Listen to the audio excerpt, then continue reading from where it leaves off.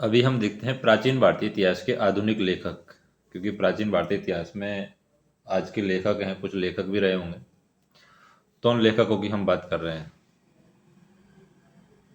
जिन्होंने आधुनिक लेखक हैं लेकिन उन्होंने प्राचीन भारतीय इतिहास है वो लिखा है। तो उपनिवेशवादियों के विचार और योगदान रहे हैं, क्योंकि कुछ उपनिवेशवादी हैं जो उपनिवेश को बढ़ाना चाहते हैं। तो उपनिवेशवादी जो हैं उनके कुछ विचार रहते हैं, उनका कुछ योगदान भी यहाँ पर रहता है। यद्यपि शिक्षित भारतीयों ने हस्तलिखित महाकाव्यों, पुराणों, जीवन चरित जैसे ग्रंथों के रूप में अपने पारंपरिक इतिहास को संजोए रखा, तथापि प्राचीन भारत के इतिहास में आधुनिक ढंग से अनुसंधान 18वीं सदी के उत्तरार्ध में यहाँ पर आरंभ हो गया था। 18वीं सदी के उत्तरार्ध में ये यहाँ पर शुरू हो गया था। ठीक है।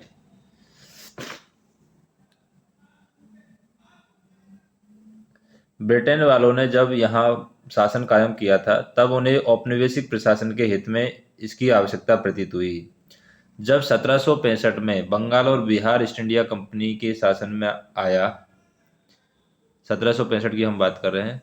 1765 में जब बंगाल और बिहार ईस्ट इंडिया कंपनी के शासन में आ गया था, क्योंकि 1765 में ईस्ट इंडिया कंपनी के अंडर में जाते हैं बंगाल और बिहार, तब शासकों को हिंदुओं के उत्तराधिकार की न्याय व्यवस्था करने की कठिनाइयों का अनुभव हुआ। 1776 में सबसे अधिक प्रामाणिक माने जाने वाली मनुस्मृति का अंग्रेजी अनुवाद किया गया, एक कॉड ऑफ जेंटू लॉज के नाम से कराया गया। 1776 में मनुस्मृति का अनुवाद कराया गया अंग्रेजी में, ताकि अंग्रेज है मनुस्मृति को समझ सके कि मनुस्मृति में क्या लिखा हुआ है। तो इसका अनुवाद जो कराया गया था the code of Gentoo laws के नाम से कराया गया।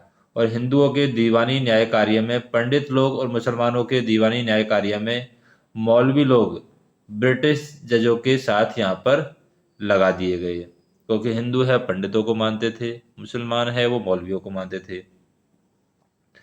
तो इनको यहाँ पर दीवानी न्याय कार्य में मौलवी लोगों को ब्रिटिश जजों के साथ में लगा दिया गया। प्राचीन कानूनों और रीति रिवाजों को समझने के प्रयास यहाँ पर आरंभ हुआ, जो व्यापक रूप से 18वीं सदी तक यहाँ पर चलता रहा। और इसी के परिणाम स्वरूप क्या होता है, 1784 में 1784 में कोलकाता में एशियाटिक सोसाइटी ऑफ बंगाल नामक शोध संस्था की स्थापना हुई। और इसकी स्थापना ईस्ट इंडिया कंपनी के सर विलियम जोन्स ने ईस्ट इंडिया कंपनी के सर विलियम जोन्स थे।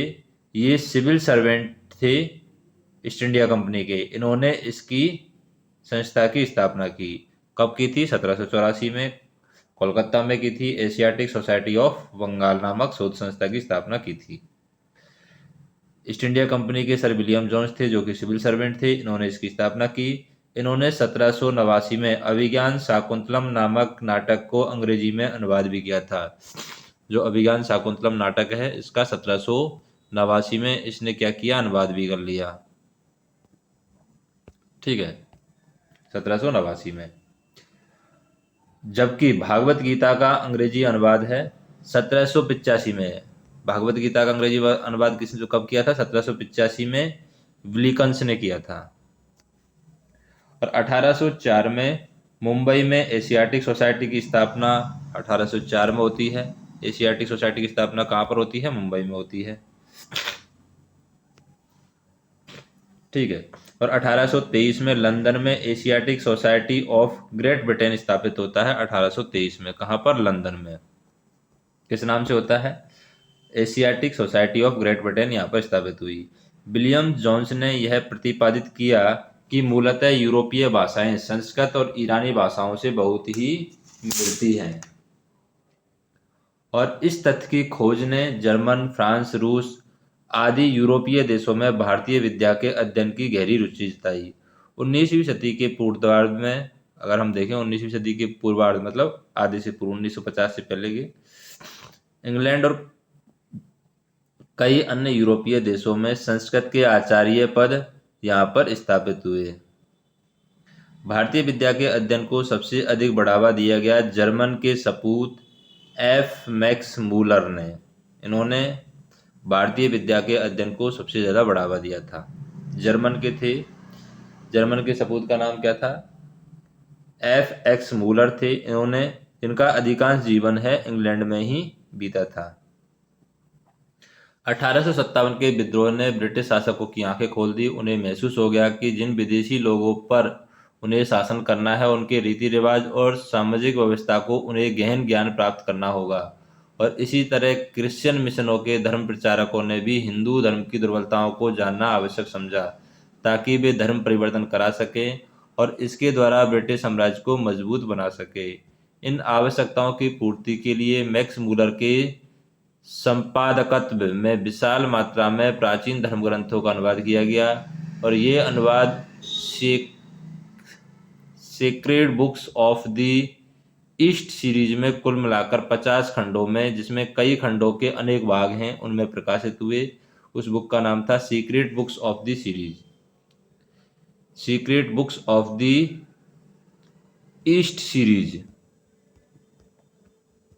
ठीक है, इसमें कुल मिलाकर 50 खंडों में, इसमें कई खंडों में अनेक भाग थे और प्रकाशित हुआ। यद्यपि इस सीरीज में कुछ चीनी और ईरानी ग्रंथ भी शामिल हुए गए, पर वास्तव में प्राचीन भारतीय धर्म ग्रंथ ही यहाँ पर प्रमुख थे। उपयुक्त अनुवादों की प्रस्तावनाओं में और उनके आधार पर लिखी गई पुस्तकों के पाश्चात्य विद्वानों ने प्राचीन भारत के इतिहास और समाज के स्वरूप के बारे में कई सामान्य निष्कर्ष यहाँ पर स्थापित किए हैं। उनका मत है कि प्राचीन भारत के लोगों को इतिहास का विशेषतः काल और तिथिक्रम का बोध नहीं था। उन्होंने यह भी कहा कि भारत के लोग स्वेच्छाचारी शासन के आदी रहे हैं। भारत के जो लोग हैं वो स्वेच्छाचारी शासन के आदी रहे हैं। वे आध्यात्मिक या पारलौकिक समस्याओं में डूबे रहे हैं, यह लौकिक समस्याओं की चिंता नहीं करते हैं। जाति प्रथा और वर्ण व्यवस्था को सामाजिक भेदभाव का भारी कुचक्र यहाँ पर माना गया है। और पाश्चात्य विद्वानों ने दृढ़तापूर्वक कहा है कि भारतवासियों को न तो राष्ट्रीय भावना का एहसास था, न ही किसी प्रकार के स्वशासन का यहाँ पर भारतीयों को अनुभव था। ऐसे बहुत सारे निष्कर्ष हैं। विंसेंट ऑर्थर स्मिथ की पुस्तक अर्ली हिस्ट्री ऑफ इंडिया में प्रकाशित हैं। तो अर्ली हिस्ट्री ऑफ इंडिया एक बुक लिखी थी, किसने लिखी थी? विंसेंट ऑर्थर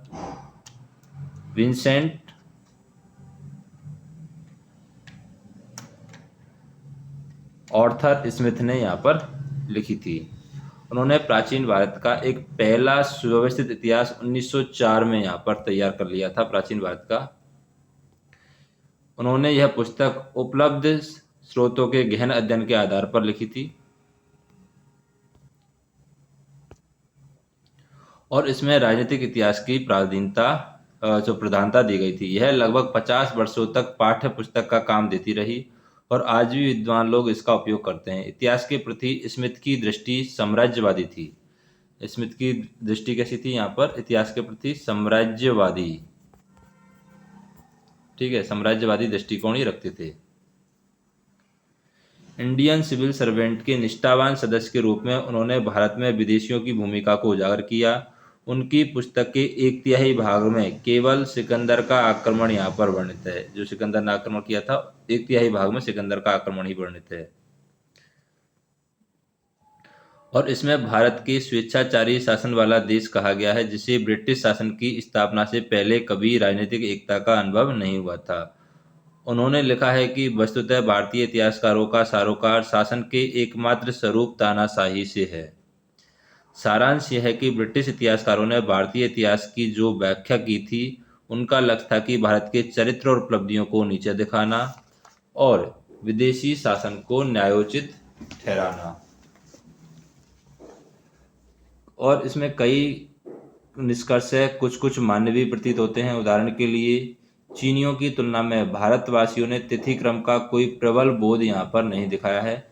हालांकि आरंभिक अवस्था में कुछ महत्वपूर्ण घटनाओं का काल निर्देश है, वो गौतम बुद्ध की मृत्यु से किया हुआ मिलता है। फिर भी इन इतिहासकारों के द्वारा प्रतिपादित निष्कर्ष या तो भ्रांत है या फिर अतियुक्तिपूर्ण है। ऐसे निष्कर्ष तो ब्रिटिश तानाशाही को कायम रखने की अच्छी प्रचार सामग्री को काम दे सकते हैं। भारत में एक छत्र या एकाधिकार शासन की परंपरा थी। ऐसा कहकर उन्होंने अपनी उस शासन पद्धति को न्यायोचित ठहराया है जिसमें सभी शक्तियां वायसराय के हाथों में रहती थी। इस तरह यदि भारत के लोग केवल पारलौकिक समस्याओं में डूबे रहते तो इनके ऐतिहासिक जीवन की देखभाल ब्रिटिश उपनिवेश अधिकारी लोग नहीं करेंगे तो और कौन करेगा। भारतवासी जिन्हें अतीत में स्वशासन का कभी अनुभव ही नहीं रहा था, भला वर्तमान काल में अपना शासन आप कैसे कर सकेंगे। ऐसे सभी निष्कर्षों को भीतरी नियत यही दिखाना थी कि भारतवासी अपना शासन आप करने में असमर्थ हैं। फिर राष्ट्रवादियों की दृष्टि और योगदान की अगर हम बात करें, क्योंकि भारत में जो राष्ट्रवादी थे उनकी भी कुछ दृष्टि थी, उनके भी कुछ यहाँ पर योगदान रहे हैं। तो ये सारी बातें भारत के विद्वानों के लिए, विशेषकर उनके लिए जो पाश्चात्य शिक्षा पाए हुए थे, उनके लिए भारी चुनौती बनकर आई है। वे एक और उपनिवेशवादियों के द्वारा इतिहास को तोड़ मरोड़कर भारत की अतीत की छवि धूमिल किए जाने से चिड़े हुए थे। दूसरी ओर भारत के पतनोन्मुख सामंती समाज और इंग्लैंड के फलते फूलते पूंजीवादी समाज के बीच घोर वैमनस्य देखकर वो दुखी थे। बहुतेरे विद्वान दृढ़ संकल्प के साथ मैदान में उतरे। उनका मिशन भारतीय समाज को सुधारना ही नहीं था, बल्कि यह भी था कि भारत के प्राचीन इतिहास का इस तरह पुनर्निर्माण किया जाए कि उससे समाज को सुधारने में और इससे भी बढ़कर स्वराज्य प्राप्त करने में सहारा मिले। ऐसा करने में अधिकतर इतिहासकार तो हिंदू पुनर्जागरण की लहर से प्रभावित हुए, किंतु ऐसे विद्वानों की भी कमी न थी जो तर्कनिष्ठ और वस्तुनिष्ठ रुख अपनाए रहे। इस द्वितीय कोटि में आते थे राजेंद्र लाल मिश्र। जो राजेंद्र लाल मित्र हैं वो तर्कनिष्ठ और वस्तुनिष्ठ रुख यहाँ पर अपनाए हुए थे, जिन्होंने कई वैदिक मूल ग्रंथ प्रकाशित किए। इंडो एरियंस नाम की एक पुस्तक लिखी है राजेंद्र लाल मित्र ने। इंडो एरियंस नाम की पुस्तक ली। प्राचीन परंपरा के परम प्रेमी लाल ने प्राचीन समाज को तर्कनिष्ठ दृष्टि से देखा और एक जबरदस्त पुस्तिका लिखकर यह सिद्ध किया कि प्राचीन काल में लोग गोमांस खाते थे। और कुछ अन्य विद्वानों ने यह सिद्ध करने का प्रयास किया कि अपनी विशेषताओं के बावजूद वर्ण व्यवस्था श्रम विभाजन पर आश्रित उस वर्ग प्रथा से मूलतः भिन्न नहीं है जो यूरोप में प्राक औद्योगिक और प्राचीन समाजों में पाई गई है। महाराष्ट्र के थे रामकृष्ण गोपाल भंडारकर और विश्वनाथ काशीनाथ राजवाड़े, जो समर्पित महापंडित निकले। उन्होंने देश के सामाजिक और राजनीतिक इतिहास के पुनर्निर्माण के लिए विभिन्न स्रोतों को बटोरा। आरजी भंडारकर ने सातवाहनों के दक्कन के इतिहास का और वैष्णव और अन्य संप्रदायों के इतिहास का पुनर्निर्माण किया। वे महान समाज सुधारक थे और उन्होंने अपने शोध के आधार पर विधवा विवाह का समर्थन किया, जाति प्रथा और बाल विवाह को कुप्रथा का खंडन किया और वी.के. रजवाड़े विशुद्ध अनुसंधान की धुन में संस्कृत की पांडुलिपियों और मराठा इतिहास के स्रोतों को खोज करते हुए महाराष्ट्र में गांव-गांव घूमे और वे स्रोत 22 खंडों में प्रकाशित हुए। उन्होंने लिखा तो अधिक नहीं, किंतु 1926 में उन्होंने मराठी में विवाह प्रथा का जो इतिहास लिखा वह सदा चोटी पर रहेगा, क्योंकि वह वैदिक तथा अन्य शास्त्रों के ठोस आधार पर खड़ा है। उसमें भारत में विवाह के विकास की विभिन्न प्रक्रमों के लेखक ने गहरी पैठ के साथ बतलाया है कि पांडुरंग बामन काणे संस्कृत के प्रकांड पंडित और समाज सुधारक हुए।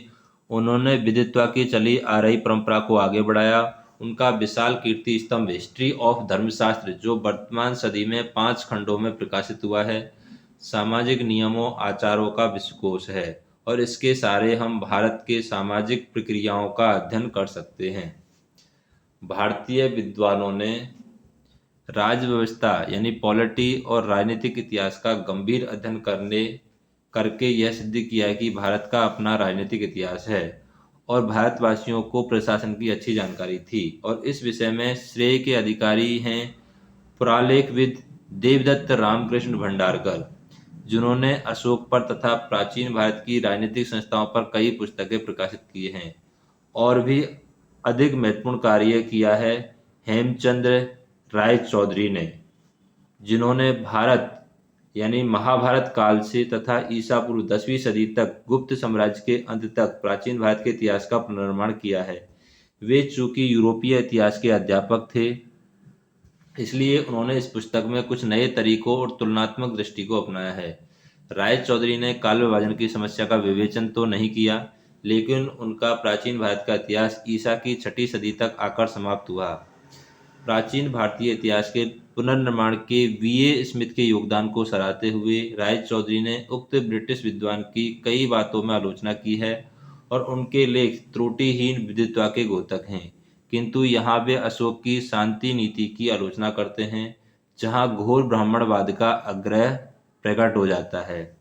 हिंदू पुनर्जागरण का इससे और अधिक पुट आर मजूमदार सी मजूमदार के लेखों में मिलता है, जो बहुत लिखने वाले थे और अनेक खंडों में प्रकाशित history and culture of Indian peoples के महासंपादक थे। प्राचीन भारतीय इतिहास के अधिकांश लेखकों ने दक्षिण भारत पर समुचित ध्यान नहीं दिया। यहाँ तक कि दक्षिण भारत में उत्पन्न हुए महान इतिहासकार के नीलकंठ शास्त्री ने भी अपने the history of ancient India में इसी मार्ग का अनुसरण किया है, परंतु उन्होंने the history of south India लिखकर इस त्रुटि का परिमार्जन कर दिया। उनकी शैली तो कसी हुई, पर लेख प्रांजल हैं। उनके द्वारा प्रस्तुत तथ्य उसी तरह विश्वसनीय है जिस तरह राय चौधरी के लेख हैं, लेकिन उन्होंने दक्षिणी भारत की राज्य व्यवस्था और समाज के स्वरूप के बारे में जो सामान्य निष्कर्ष दिए, उन पर बहुत से विद्वानों ने शंका प्रकट की है। नीलकंठ शास्त्री ने ब्राह्मणों की जो सांस्कृतिक उत्कृष्टता प्रतिपादित की है, इस बात को भी उजागर किया है कि पूर्वकालीन भारतीय समाज में अच्छी समरसता थी। उनके नेतृत्व में दक्षिणी भारत के राजवंशीय इतिहास पर कई प्रबंध पुस्तकें यहाँ पर लिखी गई हैं। 1960 तक आधिकारिक भारतीय विद्वान राजनीतिक इतिहास की ओर उत्कृष्ट रहे हैं। उन्होंने अपने अपने क्षेत्रों के राजवंशों की ऐतिहासिक गरिमा भी बखानी है। जिन विद्वानों ने अखिल भारतीय स्तर पर इतिहास लिखा है, वे राष्ट्रीय भावना से प्रभावित रहे हैं। जहां वी.ए. स्मिथ ने अपने इतिहास में सिकंदर और आक्रमण को लगभग 1/3 स्थान दिया, वहां भारतीय विद्वानों ने इस विषय को बहुत ही कम स्थान दिया है। प्रत्युत उन्होंने सिकंदर के साथ पोरस की बातचीत को और भारत के पश्चिमोत्तर प्रांत को सेल्यूकस के हाथ से चंद्रगुप्त मौर्य के द्वारा मुक्त कराने की बात की है और विशेष महत्व दिया है। केसी जायसवाल और ए.एस. अल्तेकर जैसे कुछ विद्वानों ने देश के शकों और कुषाणों के शासन से मुक्त कराने में भारतीय राजवंशों की भूमिका बढ़ा चढ़ाकर दिखाई है और इस बात को नजरअंदाज कर दिया है कि मध्य एशियाई और कुछ अन्य कबीले भारतीय जीवन के अविभाज्य अंग हो गए हैं। भारत से संपत्ति लूटकर अपने मूल देश नहीं ले गए हैं। फिर भी केपी जायसवाल का सबसे बड़ा श्रेय यह है कि भारतीय तानाशाही की कपोल कल्पनाओं का उन्होंने भी अंत किया है। 1910 और 1912 के बीच में उन्होंने कई लेख प्रकाशित करके यह सिद्ध किया है कि प्राचीन काल में यहाँ गणराज्यों का अस्तित्व था जो अपना शासन आप चलाते थे। उनके मंतव्य में 1924 में हिंदू पॉलिटी नामक पुस्तक में यहाँ पर प्रकाशित हुए हैं। 1924 में एक पुस्तक लिखी गई हिंदू पॉलिटी, उस पुस्तक में प्रकाशित हुए हैं उनके मंतव्य। यद्यपि जायसवाल पर यह आरोप लगाया जाता है कि उन्होंने प्राचीन संधियों पर आधुनिक राष्ट्रीय भावना की कलई चढ़ा दी है और उन्होंने गणतंत्रीय प्रशासन का जो स्वरूप प्रस्तुत किया है उस पर यूएन घोषाल सहित बहुत से लेखकों ने आपत्ति की है। तथापि गणतंत्रीय प्रयोग की प्रथा के बारे में उनकी मूल धारणा व्यापक रूप से मान ली गई और उनकी अग्रणी कृति थी हिंदू पॉलिटी क्लासिकल रचना यहाँ पर मानी जाती है। फिर आता है अराजनीतिक इतिहास की ओर मोड़। फिर इतिहास है वो अराजनीतिकता की तरफ मोड़ लेता है।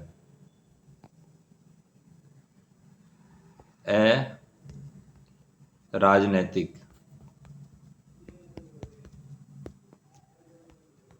इतिहास की तरफ मोड़ लेता है। ब्रिटिश इतिहासकार संस्कृतविद ए.एल. बेसम उन्होंने प्रश्न उठाया है कि प्राचीन भारत को आधुनिक दृष्टि से देखना कहाँ तक उचित है। उनके पिछले लेखों से यह प्रकट होता है कि कुछ नास्तिक संप्रदायों के भौतिकवादी दर्शन में उनकी गहरी रुचि थी। बाद में उन्होंने यह विचार रखा कि अतीत का अध्ययन औत्सुक्यवश और आनंद के लिए होना चाहिए। उनकी पुस्तक वंडर दैट वाज इंडिया 1951 में प्राचीन भारतीय संस्कृति और सभ्यता के विभिन्न पक्षों का सुव्यवस्थित सर्वेक्षण है और उन दृष्टि दोषों से रहित है जिसमें B.A. स्मिथ के द्वारा ब्रिटिश लेखकों की कृतियां यहाँ पर ग्रस्त हैं। बेसम की यह पुस्तक राजनीतिक इतिहास की और अराजनीतिक इतिहास की ओर भारी मोड़ दिखलाती है। यही मोड़ D.D. कोसम्बी की पुस्तक an introduction to the study of Indian history में लक्षित होता है। उनके विचार ancient Indian culture and civilisation the historical outline के द्वारा अधिक फैले हैं। कौसम्बी ने भारतीय इतिहास को नया रास्ता दिखलाया है। वे अपना विवेचन इतिहास की उस भौतिकवादी व्याख्या के अनुसार करते हैं जो कार्ल मार्क्स के लेखों से निकाली जाती है। वे प्राचीन भारतीय समाज, अर्थतंत्र और संस्कृति के इतिहास को उत्पादन की शक्तियों और संबंधों में विकास के अभिन्न अंग के रूप में प्रस्तुत करते हैं। सर्वप्रथम कौसम्बी ने अपनी पुस्तक में जनजातियों और वर्गों के प्रक्रियाओं की दृष्टि से सामाजिक और आर्थिक विकास की अवस्थाओं का सर्वेक्षण किया है।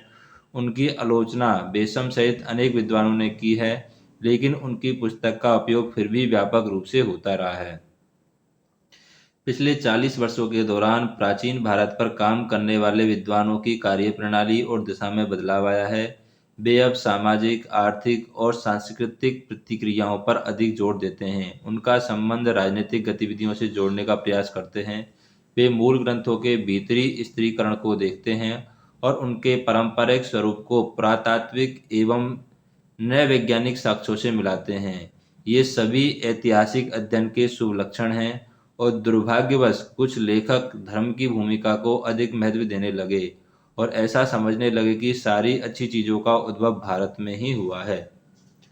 और पश्चिम के लेखक इस बात पर जोर देते रहे हैं, पश्चिम के लेखक इस बात पर जोर नहीं देते थे कि भारत में हर अच्छी बात बाहर से आई है, किंतु उसमें कुछ लोग यह मानते हैं कि धार्मिक धारणाएं, कर्मकांड, जाति, वर्ण, बंधुत्व, रूढ़ि यही भारतीय इतिहास की मुख्य शक्तियां हैं। वे तरह तरह के विभाजनकारी तत्वों को उछालते हैं जो सामाजिक गतिरोध पैदा करते हैं। वे समाज की स्थिरता और निरंतरता की समस्या की गौर से देखते हैं और लगता है कि वे अनोखे और पुरातात्विक तत्वों में रस लेते हैं।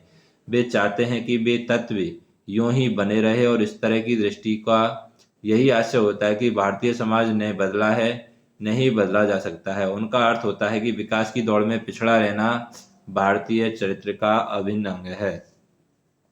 इस प्रकार अंध देशभक्त, परिमार्जित उपनिवेशवादी दोनों ही अतीत के अध्ययन का इस्तेमाल भारत की प्रगति को रोकने के लिए करते हैं। अतः यह परम आवश्यक है कि प्राचीन भारत को संतुलित और वस्तुनिष्ठ ढंग से देखा जाए। जैसे हमने देखा 18वीं सदी के उत्तरार्ध में प्राचीन भारत के इतिहास में आधुनिक शोध हुआ। फिर 1765 में क्या हुआ था? 1765 में बिहार और बंगाल ईस्ट इंडिया कंपनी के शासनाधीन हो गए थे। फिर 1776 में दी कॉड ऑफ जेंटू लॉज के रूप में मनुस्मृति का अंग्रेजी अनुवाद किया गया। 1784 में कोलकाता में एशियाटिक सोसाइटी ऑफ बंगाल की स्थापना हुई। 1785 में क्या हुआ? पहल भागवत गीता का अंग्रेजी में अनुवाद हुआ। 1804 में मुंबई में एशियाटिक सोसाइटी का अध्ययन हुआ। 1823 की अगर बात करें हम तो लंदन में Asiatic society of the great Britain स्थापित हुआ। 19वीं सदी के पूर्वार्ध में इंग्लैंड और अन्य यूरोपीय देशों में संस्कृत भाषा में अधिपीठ स्थापित हुई। 1904 में हम बात करें ईयरली हिस्ट्री ऑफ इंडिया लेखक B.A. स्मिथ थे। 1924 में हिंदू पॉलिटी के लेखक थे K.P. जायसवाल। 1926 की अगर हम बात करें तो मराठी में the history of the institution of marriage यानी वैवाहिक संस्था का इतिहास लेखक थे V.K. रजवाड़े। फिर 1951 में यहाँ पर दी वंडर दैट वाज इंडिया लेखक थे A.L. वेसम। 1957 की अगर हम बात करें तो an introduction to the history of Indian history लेखक थे D.D. कोसम्बी। और 1965 की अगर हम बात करें the civilisation of ancient India in historical outline, लेखक थे डी कोसम्बी। फिर इतिहासकार की बात करें, जैसे जो समय काल रहा है इतिहासकार, जैसे आरजी भंडारकर इतिहासकार हैं, 1837 से 1925 तक शासनकाल रहा है इनका, मतलब टाइम पीरियड रहा है। वी के रजवाड़े हैं, 1869 से 1926 तक रहे हैं। 1875 से 1950 तक डी आर भंडारकर रहे हैं। 1880 से 1972 तक पी वी कणे रहे हैं। 1881 से 1937 तक के पी जायसवाल रहे हैं। 1886 से 1969 तक यू एन घोषाल रहे हैं। 1888 से 1980 आर सी मजूमदार रहे हैं। 1892 से 1957 आर सी राय चौधरी रहे हैं। 1892 से 1975 के ए नीलकंठ शास्त्री रहे हैं। 1898 से 1969 ए एस अलतेकर रहे हैं। 1907 से 1966 डी कोसम्बी रहे हैं। 1914 से 1986 ए एल बेसम रहे हैं। फिर नेक्स्ट वीडियो के अंदर हम देखेंगे स्रोतों के प्रकार और इतिहास का निर्माण किस तरीके से हुआ है।